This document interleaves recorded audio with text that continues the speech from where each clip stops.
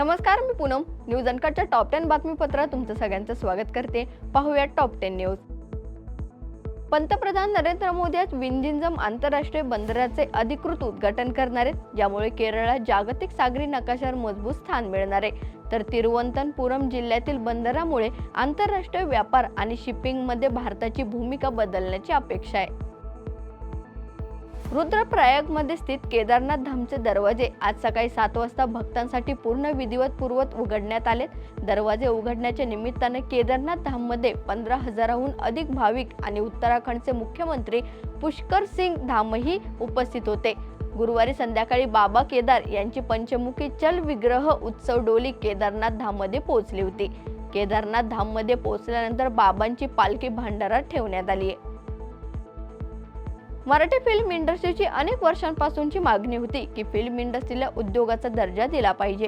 ही मागणी आमच्या महायुतीच्या सरकारने पूर्ण केली आहे. तर कालपासून महाराष्ट्रातल्या फिल्म इंडस्ट्रीला इंडस्ट्रीचा दर्जा देण्याचा निर्णय आम्ही घेतल्याचं उदय सामंत म्हणालेत. आणि हा निर्णय घेत असताना आम्हाला काही गाईडलाईन्सही आल्या होत्या. एवढे चित्रपट आणि एवढेच निर्माते त्यामध्ये बसवले पाहिजेत असंही सामंत म्हणालेत. बेळगाव कारवारासह महाराष्ट्र अजून पूर्ण झालेला नाही. तो भाग ज्यावेळी महाराष्ट्रासोबत जोडला जाईल त्यावेळी खऱ्या अर्थाने महाराष्ट्र पूर्ण होईल असं म्हणत उपमुख्यमंत्री अजित पवार यांनी अवघ्या महाराष्ट्राची ओळख सांगितली. तर कर्नाटकच्या सीमारेषेलगत असलेल्या कारवार आणि बेळगावचा मुलूक आपलाच असल्याचं अजित पवार यांनी म्हटलंय. शक्तीपीठ महामार्गाला होणारा विरोध म्हणजे सिंधुदुर्ग जिल्ह्याच्या विकासाला विरोध आहे असं मत माजी शिक्षण मंत्री आमदार दीपक केसरकर यांनी व्यक्त केलंय. तर सिंधुदुर्ग जिल्ह्याने आपली हिरवळ जपली आहे. इथला हापूस आंबा नागपूर आणि दिल्लीपर्यंत पोहोचवण्यासाठी शक्तीपीठ महामार्ग अत्यंत महत्त्वाचा ठरणार आहे. तसेच हा महामार्ग रेडी बंदरला जोडला गेल्यास जिल्ह्याला मोठा फायदा होईल असंही केसरकर म्हणालेत. मुख्यमंत्री 100 दिवस कृती आराखडा उपक्रम अंतिम मूल्यमापनात पिंपरी चिंचवड महापालिकेने महापालिका श्रेणीत राज्यात दुसरं स्थान पटकावलंय.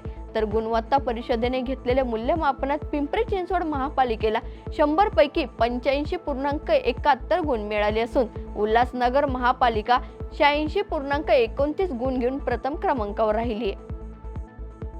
दहशतवाद संपवण्यासाठी पंतप्रधान नरेंद्र मोदी यांना अमेरिका आणि ट्रम्प प्रशासनाकडून पूर्ण पाठिंबा आहे. पहलगाम दहशतवादी हल्ल्यानंतर भारत आणि पाकिस्तान सरकारांशी राष्ट्राध्यक्ष डोनाल्ड ट्रम्प सतत संपर्कात आहेत असं अमेरिकेच्या परराष्ट्र विभागाच्या प्रवक्त्या टॅमी ब्रूस यांनी म्हटलंय. जम्मू काश्मीरमधील पहलगाम हल्ल्यानंतर भारतासोबत वाढत्या तणावादरम्यान पाकिस्तान आता मुस्लिम देशांकडून पाठिंबा मिळवण्याचा प्रयत्न करतोय. पाकिस्तानने 57 देशांच्या गट OIC म्हणजे इस्लामिक सहकार्य संघटनेने पाकिस्तानला पाठिंबा देण्याचंही म्हटलंय. तर अलीकडेच पाकिस्तानने दक्षिण आशियातील ताज्या परिस्थितीबद्दल IOCला माहितीही दिली होती.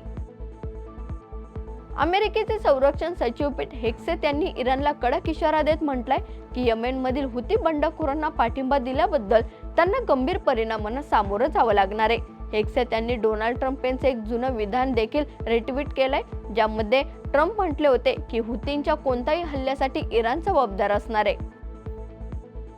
उन्हाळ्याच्या गरमीपासून बचाव करून पोहण्याचा आनंद घेण्यासाठी बोरमणी गावातील जवळपास 5 ते 6 मुलं एकाच शेतातील विहिरीत पोहण्यासाठी गेले होते.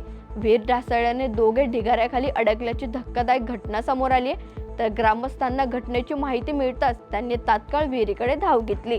त्यानंतर ग्रामस्थांच्या मदतीने तिघांना विहिरीतून बाहेर काढण्यात यश आलंय. या बातमीसह टॉप 10 बातमीपत्र तिथेच थांबूयात. पाहत राहा न्यूज अनकट.